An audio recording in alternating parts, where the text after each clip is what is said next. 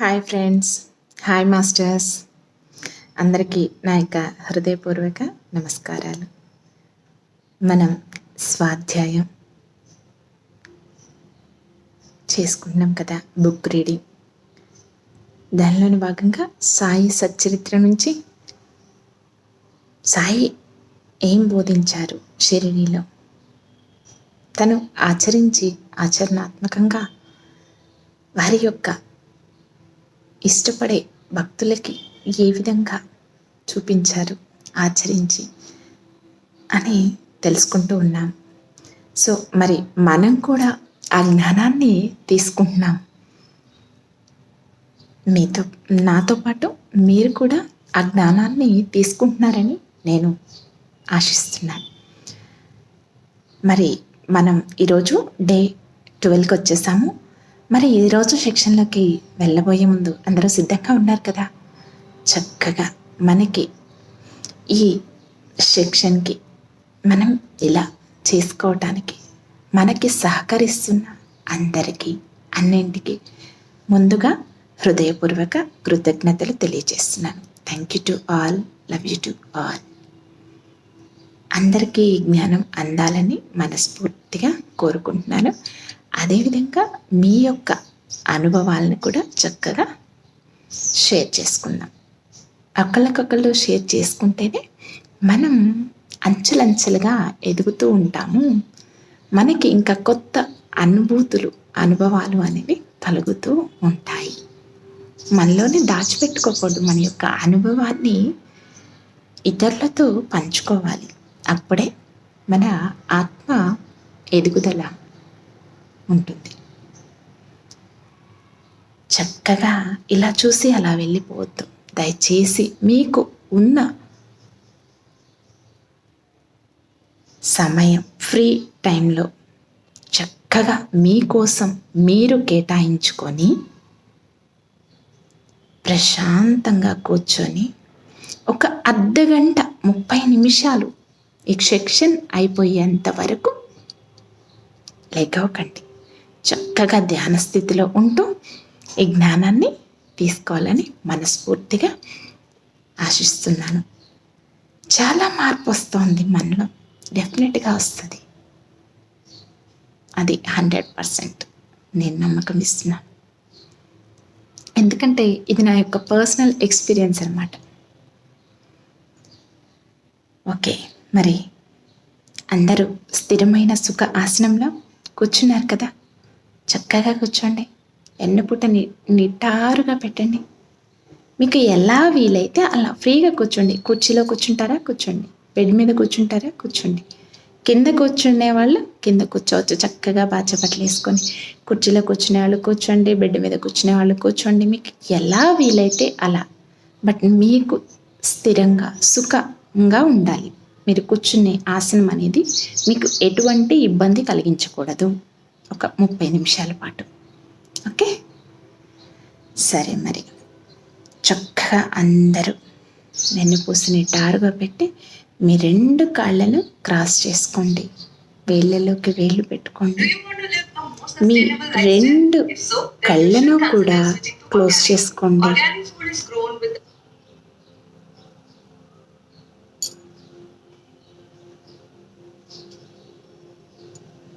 దీర్ఘ శ్వాసను తీసుకోండి.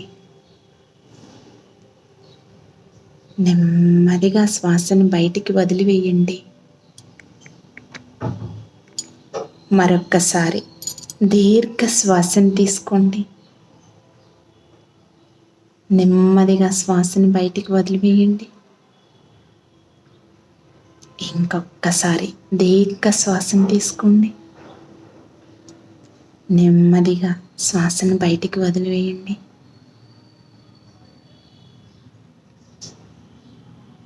శ్వాసతో అనుసంధానం అవుతూ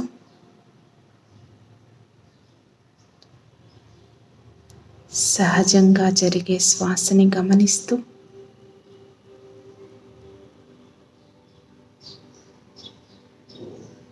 ఈ కొన్ని క్షణాలు మీతో మీరు ఉంటూ అంతరంగంలోనికి ప్రయాణించండి.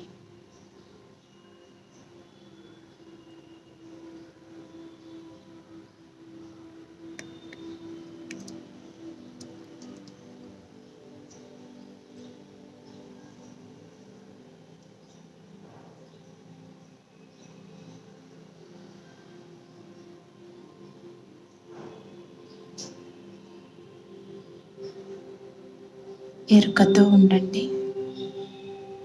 నిద్రావస్థలోకి జారుకోకండి.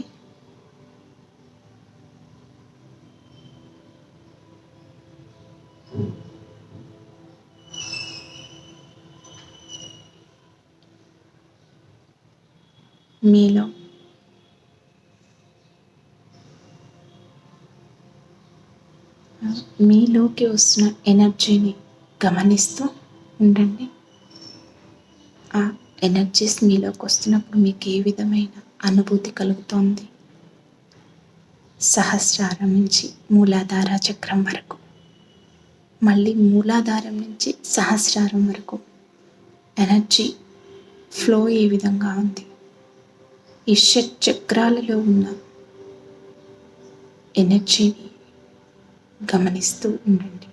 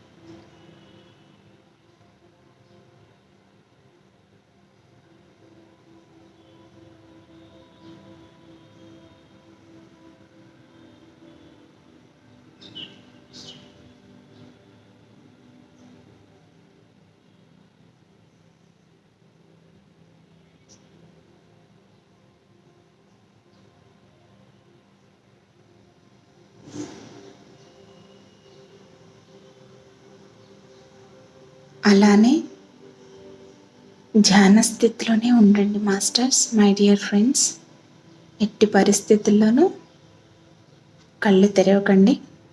నేను చెప్పేంత వరకు చక్కగా సాయి యొక్క జ్ఞానాన్ని వింటూ ధ్యాన స్థితిలోనే ఉంటూ ఆలకించండి. ఓం శ్రీ సాయినాథాయ నమః. శ్రీ సాయి సచ్చరిత్రము 13వ అధ్యాయము. మాయ యొక్క అనంత శక్తి. భీమాజీ పాటిల్, బాబా గణపతి షింపి, బాబుసాహెబ్ బూటే, అళంది స్వామి, కాకా మహాజని, హార్దా నివాసి దత్తోపంత్, ఇంకొక 3 వ్యాధులు. సో ఈ సెక్షన్లో వీటి గురించి మనం తెలుసుకోబోతున్నాం, జ్ఞానం తీసుకుంటున్నాం. ఓకే, అందరూ సిద్ధంగా ఉండండి. ఎరుకతో ఈ యొక్క శబ్ద తరంగాలని రిసీవ్ చేసుకోండి. చాలు, ఆటోమేటిక్గా జ్ఞానం అనేది మనలోనికి వెళ్ళిపోతుంది. మాయ యొక్క అనంత శక్తి. బాబా మాటలు క్లుప్తముగాను, భావగర్భితముగాను, అర్థపూర్ణముగాను, శక్తివంతముగాను, సమతూకముతోనూ నుండేడివి. వారు ఎప్పుడు తృప్తిగా నిశ్చింతగా ఉండువారు. బాబా ఇట్లనిది, నేను పకీరునైనప్పటికీ ఇల్లు, వాకిలి, భార్యా బిడ్డలు తదితర బాదర బందీలేవీ లేకుండా ఎక్కడికి కదలక ఒకచోట కూర్చొని ఉన్నప్పటికీ తప్పించుకొన లేని మాయ నన్నును బాధించుచున్నది. నేను నన్ను మరచినాను, ఆమెను మరువలేకున్నాను. ఎల్లప్పుడూ ఆమె నన్ను ఆవరించుచున్నది. హరి యొక్క ఆ ఆది మాయ బ్రహ్మాదులనే చికాకు పరచుచుండగా నా వంటి దుర్బలుడు అయిన పకీరునుకు ఎంత హరి ప్రసన్నుడైనప్పుడే ఆ మాయ నుండి తప్పించుకొనుట సాధ్యం. నిరంతరం హరి భజనయే దానికి మార్గం. మాయాశక్తిని గూర్చి బాబా ఆ విధముగా పలికెను. మహాభాగవతములో శ్రీకృష్ణుడు యోగులు తన సజీవ ప్రతిరూపాలని ఉద్ధవునకు చెప్పి ఉన్నాడు. తన భక్తుల మేలు కొరకు బాబా ఇంకా ఏమి చెప్పి ఉన్నారో వినుడు. ఎవరు అదృష్టవంతులో, ఎవరి పాపములు క్షీణించునో, ఎవరు అదృష్టవంతులో, ఎవరి పాపములు క్షీణించునో, ఎవరి పాపములు క్షీణించుచున్నవో,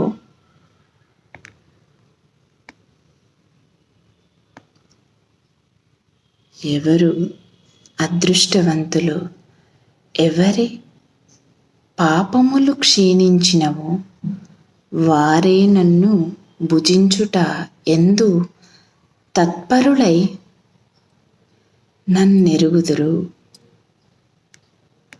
ఎల్లప్పుడూ సాయి సాయి అని స్మరించుచుండిన సప్త సముద్రములు దాటించెదను. ఈ మాటలను విశ్వసింపుము, తప్పక మేలు పొందెదవు. పూజా తంతుతో నాకు పని లేదు. షోడోపచారాలు కానీ, అష్టాంగ యోగములు కానీ నాకు అవసరము లేదు. భక్తి ఉన్న చోటనే నా నివాసము. ఇక తమకు పూర్తిగా శరణాగతులైన వారి క్షేమము కొరకు బాబా ఏమి చేసెనో వినుడు. భీమాజీ పాటిల్, పూనా జిల్లా, జున్నూరు తాలూకా, నారాయణ గాం వాస్తవ్యుడు భీమాజీ పాటిల్ 1909 సంవత్సరములో తీవ్రమైన ఊపిరితిత్తుల రుగ్మతకు గురయ్యెను. తుదకు అది క్షయవ్యాధిగా పరిణమించెను. అన్ని రకముల ఔషధములను వాడెను, కానీ ప్రయోజనం లేకుండెను. ఇక ఆశలన్నీ వదులుకొని, ఓ భగవంతుడా, ఇక నీవే నా దిక్కు, నన్ను కాపాడు అని ప్రార్థించెను. మన పరిస్థితులు బాగుండునంత వరకు మనము భగవంతుని తలచము అను సంగతి అందరికీ తెలిసినదే. కష్టములు మనలను ఆవరించినప్పుడు మనము భగవంతుని జ్ఞప్తికి తెచ్చుకొనేదము. అప్పుడు మాత్రమే మనము భగవంతుని జ్ఞప్తికి తెచ్చుకుంటాం. మనకు అంతా బాగున్నంత వరకు మనం భగవంతుణ్ణి స్మరించము. అట్లనే భీమాజీ కూడా భగవంతుణ్ణి స్మరించెను. ఆ తరువాత తన అనారోగ్య విషయమై బాబా భక్తుడగు నానాసాహెబ్ చందోద్కర్తో సలహా చెయ్యవలెనని ఆలోచన కలిగెను. వెంటనే తన జబ్బు యొక్క వివరములన్నీ తెలుపుచూ ఆయనకొక లేఖ వ్రాసి అతని అభిప్రాయం అడిగెను. బాబా పాదములపై పడి బాబాను శరణు వేడుకొనుట ఒక్కటే ఆరోగ్యమునకు సాధనమని నానాసాహెబ్ చందోద్కర్ జవాబు వ్రాసెను. అతడు నానాసాహెబ్ సలహాపై ఆధారపడి షిరిడీకి పోవుటకు ఏర్పాట్లు అన్నీ చేసుకొనెను. అతనిని షిరిడీకి తెచ్చి మసీదులో ఉన్న బాబా ముందు కూర్చునపెట్టిరి. నానాసాహెబ్ శ్యామ కూడా అచ్చటనే ఉండిరి. ఆ జబ్బు వారి గత జన్మలోని పాప కర్మముల ఫలితమని, అతని విషయంలో తాను జోక్యము చేసుకొనదలుచుట లేదని బాబా చెప్పాను. కానీ రోగి తనకు వేరే దిక్కు లేదనియు అందుచే చివరకు వారి పాదములను ఆశ్రయించితిననియు మొరపెట్టుకొని వారి కటాక్షమునకై వేడుకొనెను. అతని ప్రార్థనకు బాబా హృదయము కరిగెను. అప్పుడు బాబా అతనితో ఇట్లనిది, ఊరడిల్లుము, నీ ఆతురతను పారద్రోలుము. నీ కష్టములు గట్టెక్కినవి. ఎంతటి పీడ బాధలున్న వారైనను ఎప్పుడైతే ఈ మసీదు మెట్లు ఎక్కుదురో వారి కష్టములన్నయో నిష్క్రమించి సంతోషమునకు దారితీయు. ఇచ్చటి పకీరు మిక్కిలి దయార్థ హృదయుడు. వారి రోగమును తప్పక బాగు చేయును. ఈ పకీరు అందరినీ ప్రేమతోనూ దయతోనూ కాపాడును. ప్రతి 5 నిమిషాలకు రక్తము క్రక్కుచుండిన ఆ రోగి బాబా సముఖమున ఒక్కసారి అయినను రక్తము క్రక్కలేదు. బాబా వానిని దయతో కాపాడదనని అభయమిచ్చిన వెంటనే రోగము నయమగుట ప్రారంభించెను. వానిని భీమాబాయి ఇంటిలో బస చెయ్యమని బాబా చెప్పెను. భీమాజీ వంటి రోగికి ఆ ఇల్లు అంత సదుపాయమైనది కానీ ఆరోగ్యకరమైనది కానీ కాదు. కానీ బాబా ఆజ్ఞ జవదాటరానిది. అతడు షిరిడీలో నుండునప్పుడు బాబా అతనికి రెండు స్వప్నములను ఇచ్చి వాని రోగమును కుదిర్చెను. మొదటి స్వప్నములో వాడొక పాఠశాల విద్యార్థిగా పద్యములు కంఠోపాఠము చేయుకుండుటచే క్లాస్ ఉపాధ్యాయుడు దెబ్బలు కొట్టినట్లు కనిపించెను. రెండవ స్వప్నములో వాని ఛాతిపై పెద్ద బండను వేచి కిందకు మీదకు త్రోముటచే మిక్కిలి బాధను అనుభవించెను. స్వప్నములో పడిన ఈ బాధలతో వాని జబ్బు నయమై వాడు ఇంటికి పోయెను. ఆ తరువాత అతడప్పుడప్పుడు షిరిడీకి వచ్చుచుండెను. బాబా తనకు చేసిన మేలును జ్ఞప్తియందు ఉంచుకొని బాబా పాదములపై సాష్టాంగ నమస్కారములు చేయుచుండెను. బాబా తన భక్తుల వద్ద నుంచి ఏమియో కాంక్షించేది వారు కారు. వారికి కావలసిన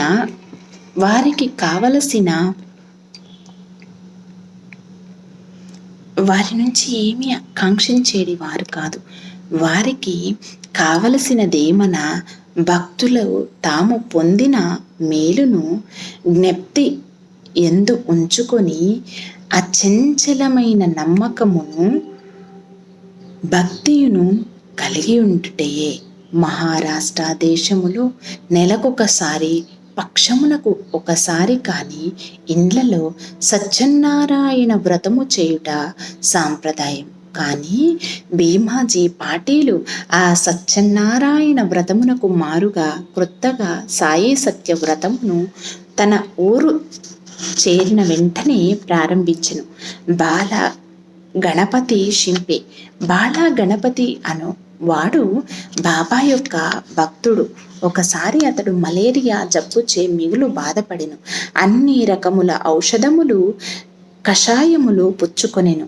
కానీ నిష్ప్రయోజనమయ్యెను. జ్వరము కొంచెమైనా తగ్గలేదు. షిరిడీకి పరుగెత్తెను. బాబా పాదములపై పడెను. బాబా వానికి లక్ష్మీ మందిరము ముందు ఉన్న నల్ల కుక్కకు పెరుగన్నము కలిపి పెట్టమని చెప్పెను. ఆ వింత రోగ నివారణోపాయము నెట్లు నెరవేర్చవలెనో బాలాకు తెలియకుండెను. ఇంటికి పోగా అచట అన్నము పెరుగు సిద్ధముగా నుండుట చూచెను. రెంటినీ కలిపి లక్ష్మీ మందిరము వద్దకు తెచ్చెను. అచటొక నల్లని కుక్క తోక ఆడించుకొనుచు కనిపించెను. పెరుగన్నముకు కుక్క ముందర పెట్టెను. కుక్క దానిని తినెను. అంతటితో బాలా గణపతి మలేరియా జబ్బు శాశ్వతముగా పోయెను. బాపు సాహెబ్ బూటి. ఒకానొకప్పుడు బాపు సాహెబ్ బూటి జిగట విరోచనములతోనూ వమనములతోనూ బాధపడుచుండెను. అతని అలమారు నిండా మంచి మంచి మందులు ఉండెను. కానీ అవేమీ గుణమివ్వలేదు. విరోచనముల వలన వమనముల వల్లను బాపు సాహెబ్ బాగా నీరసించెను. అందుచే బాబా దర్శనమునకై మసీదుకు కూడా పోలేకుండెను. బాబా అతనిని మసీదుకు రమ్మని కబురు పంపి అతడు రాగానే తమ ముందు కూర్చుండబెట్టుకొని తమ చూపుడు వ్రేలాడించుచు, జాగ్రత్త, నీవిక విరోచనము చేయకూడదు, వమనము కూడా ఆగవలెను. బాబా మాటలు సత్తువకు గనుడు. వెంటనే ఆ 2 వ్యాధులు పారిపోయెను. బూటి జబ్బు కుదిరెను. ఇంకొకప్పుడు బూటీకి కలరా సోకెను. తీవ్రమైన దప్పికతో బాధపడుచుండెను. డాక్టర్ పిల్లే అను వైద్యుడు అన్ని ఔషధములను ప్రయత్నించెను, కానీ రోగము కుదరలేదు.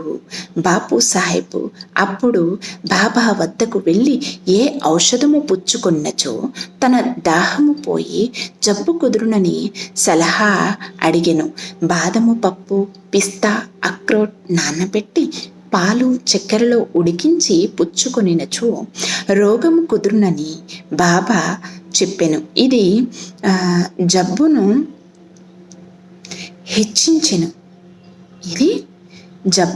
హెచ్చించునని ఏ డాక్టర్ అయినా చెప్పును. కానీ బాపు సాహెబ్ బాబా ఆజ్ఞను శిరసా వహించెను. పాలతో తయారు చేసి దానిని సేవించెను. విచిత్రముగా రోగము వెంటనే కుదిరినెను. అలంది నుండి ఒక సన్యాసి బాబా దర్శనమునకై షిరిడీకి వచ్చెను. అతనికి చెవుపోటు ఎక్కువగా నుండి నిద్ర పట్టకుండెను. శస్త్రచికిత్స కూడా చేయించుకునేను, కానీ వ్యాధి నయము కాలేదు. బాధ ఎక్కువగా నుండెను. ఏమీ చేయుటకు తోచకుండెను. తిరిగి పోవునప్పుడు బాబా దర్శనమునకై వచ్చెను. అతని చెవిపోటు తగ్గుటకు ఏదైనా చెయ్యమని శ్యామ ఆ సన్యాసి తరపున బాబాను వేడుకొనెను. బాబా అతనిని ఇట్లు ఆశీర్వదించెను, అల్లా అచ్చా కరేగా. ఆ సన్యాసి పూనా చేరి ఒక వారము రోజుల పిమ్మట షిరిడీకి ఉత్తరము వ్రాసెను. ఆ ఉత్తరములో తన చెవిపోటు తగ్గిననియు, కానీ ఇంకనూ వాపు తగ్గలేదనియూ వ్రాసెను. వాపు పోగొట్టుకొనుటకే శస్త్రచికిత్స చేయించుకొనవలనని బొంబాయి వెళ్ళెను. డాక్టర్ చెవి పరీక్ష చేసి శస్త్రచికిత్స అవసరము లేదని చెప్పిరి. బాబా వాక్కుకున్న శక్తి అంత అద్భుతమైనది. కాకా మహాజని అను ఇంకొక భక్తుడు కలడు. అతడు నీళ్ల విరోచనాలతో బాధపడుచున్నాడు. బాబా సేవ కాటంకము లేకుండా ఉండునట్లు ఒక చెంబు నిండా నీళ్లు పోసుకొని దానిని మసీదులోనొక మూల పెట్టుకునెను. అవసరము వచ్చినప్పుడల్లా పోవచుండెను. సర్వజ్ఞుడైన బాబాతో నేమీ చెప్పనక్కరలేదనియో, బాబాయే త్వరలో తనకు స్వస్థత చేకూర్చుననియో కాకా నమ్మెను. మసీదు ముందర రాళ్లు తపన చేయుటకు బాబా సమ్మతించెను. కావున పని ప్రారంభమయ్యెను. వెంటనే బాబా కోపోద్రిక్తుడై బిగ్గరగా అరిచెను. అందరూ పరిగెత్తి పారిపోయిరి. కాకా కూడా పరుగీడ మొదలెడెను.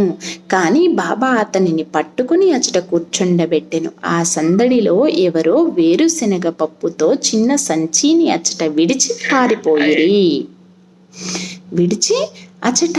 పారిపోయిరి.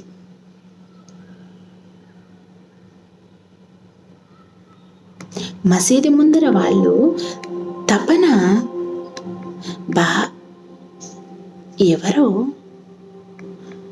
కాకా కూడా పరుగీడ మొదలెడెను. కానీ బాబా అతనిని పట్టుకుని అచుట కూర్చుండబెట్టెను. ఆ సందడిలో ఎవరో వేరుశెనగ పప్పుతో చిన్న సంచిని అచుట విడిచి పారిపోయిరి. బాబా ఒక పిడికెడు శనగపప్పు తీసి చేతులతో నలిపి పొట్టును ఊదివేసి శుభ్రమైన పప్పును కాకాకిచ్చి తినమనెను. తిట్టుట, శుభ్రపరచుట, తినుట ఒకేసారి జరుగుచుండెను. బాబా కొంత పప్పును తినెను. సంచి ఉత్తది కాగానే నీళ్లు తీసుకుని రమ్మని బాబా కాకాను ఆజ్ఞాపించెను. కాకా కుండతో నీళ్లు తెచ్చెను. బాబా కొన్ని నీళ్లు తాగి కాకాను కూడా తాగమనెను. అప్పుడు బాబా ఇట్లనెను, నీ నీళ్ల విరోచనాలు ఆగిపోయినవా? ఇప్పుడు నువ్వు రాళ్ల తపన చేయు పనిని చూచుకొనవచ్చు. అంతలో పారిపోయిన వారందరూ తిరిగి మసీదు చేరిరి. పని ప్రారంభింపబడెను. విరోచనములు ఆగిపోవుటచే కాకా కూడా వారితో కలిసెను. నీళ్ల విరోచనములకు వేరుశెనగ పప్పు ఔషధమా? వైద్యశాస్త్ర ప్రకారము వేరుశెనగ పప్పు విరోచనములను హెచ్చించును, కానీ తగ్గించలేదు. ఇందు నిజమైన ఔషధం బాబా యొక్క వాక్కే. హార్దా నివాసి దత్తోపంత్ హార్దా గ్రామ నివాసి. అతడు కడుపు నొప్పితో 14 సంవత్సరములు బాధపడెను. ఏ ఔషధము వానికి గుణమునివ్వలేదు. అతడు బాబా కీర్తిని వినెను. వారు జబ్బులను దృష్టి చేతనే బాగు చేసెదరనే సంగతిని తెలుసుకుని షిరిడీకి పోయి బాబా పాదములపై పడెను. బాబా అతనిని దయాదృష్టితో ఆశీర్వదించెను. బాబా అతని తలపై తన హస్తమును ఉంచి ఊదీ ప్రసాదము ఇచ్చి ఆశీర్వదించగానే అతనికి గుణమిచ్చెను. ఆ జబ్బు వలన తిరిగి అతడు ఎన్నడూ బాధపడలేదు. ఇంకొక 3 వ్యాధులు. మాధవరావు దేశ్ పాండే మూల వ్యాధిచే బాధపడెను. సోనాముఖి కషాయమును బాబా వానికిచ్చెను. ఇది వానికి గుణమిచ్చెను. 2 సంవత్సరాల పిమ్మట జబ్బు తిరగబడెను. మాధవరావు ఇదే కషాయమును బాబా ఆజ్ఞ లేకుండా పుచ్చుకొనెను. కానీ వ్యాధి అధికమయ్యెను. తిరిగి బాబా ఆశీర్వాదముచే నయమయ్యెను.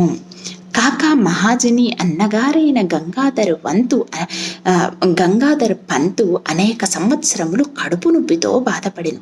బాబా కీర్తి విని షిరిడీకి వచ్చెను. కడుపు నొప్పి బాగు చెయ్యుమని బాబాను అడిగెను. బాబా వాని కడుపును తమ హస్తముతో స్పృశించి భగవంతుడే బాగు చెయ్యగలడనెను. అప్పటి నుండి అతని కడుపు నొప్పి తగ్గి వ్యాధి పూర్తిగా నయమయ్యెను. ఒకప్పుడు నానాసాహెబ్ చందోద్కరు కడుపు నొప్పితో మిగుల బాధపడెను. ఒకనాటి రాత్రి బవళ్ళు ఆ వ్యాధితో సతమతమయ్యెను. డాక్టర్లు మందులు ఇంజెక్షన్లు ఇచ్చిరి, కానీ అవి ఫలించలేదు. అప్పుడతడు బాబా వద్దకు వచ్చెను.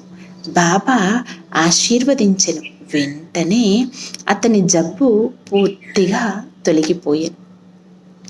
ఈ కథలన్నీ నిరూపించినది ఏమనా, అన్ని వ్యాధులు బాగగుట కసలైన ఔషధము బాబా యొక్క వాక్కు, ఆశీర్వాదము మాత్రమే కానీ ఔషధములు కావు.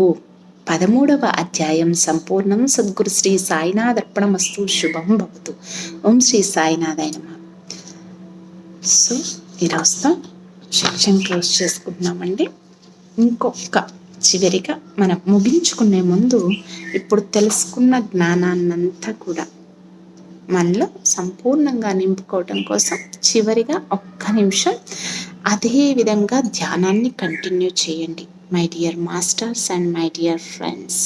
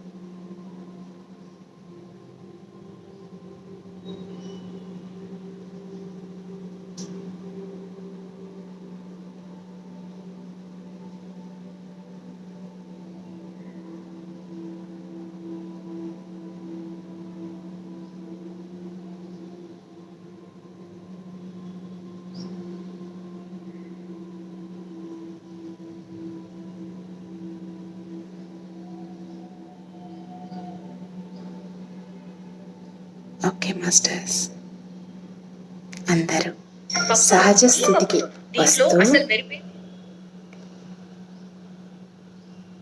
నిదానంగా మీ 2 చేతులను విడతీస్తూ మీ కంటి మీద పెట్టుకోండి.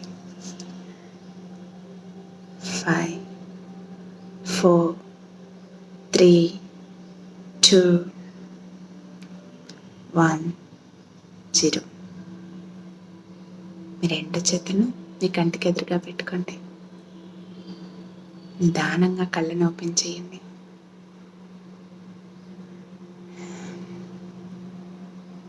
ఓకే, మరొక సెక్షన్లో కలుసుకుందాం. చక్కగా మొదటి నుంచి చివరి వరకు ధ్యాన స్థితిలో ఉంటూ ఈ జ్ఞానాన్ని తీసుకోండి.